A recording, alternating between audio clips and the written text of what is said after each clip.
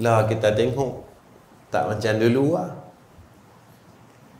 Kalau berkumpul anak beranak tuan-tuan tak seronok lah. Anak menekan kita, tak peduli dengan kita. Cucu kita pun duk main telefon tuan-tuan. Mereka balik pun tak macam mereka balik. Mereka sibuk dengan telefon mereka. Cucu kita, mereka tak duk pun tak riba kita. Walaupun mereka dah, mereka tak pedulikan insan tua ni.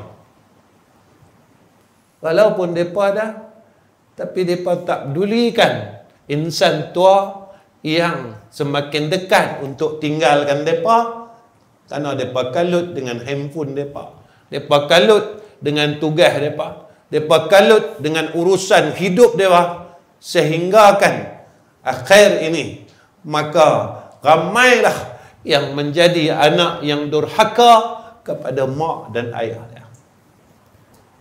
Tuan-tuan abang ini, kita kalau anak-anak kita lagu tu tuan-tuan, kita pernah tegur tak? Tak pernah kan?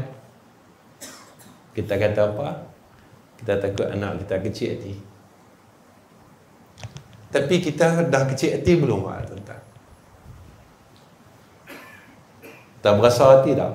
Berasa. Kita cakap dengan dia, dia duk main handphone dia. Abang balik bila abang? Dia tak tengok kita, dia cakap, dia suruh pun. Dia duk tengok handphone dia. Tuan-tuan, kita tak cakap dengan anak kita, kita simpan dalam hati kita. Kita terus simpan sampai lah.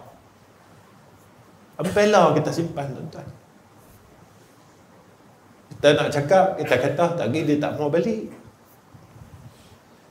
Pak lagi, kalau pak tegak lagi, han tak mau balik lah. Sampailah kita duk simpan, kita pendam tuan-tuan sampailah.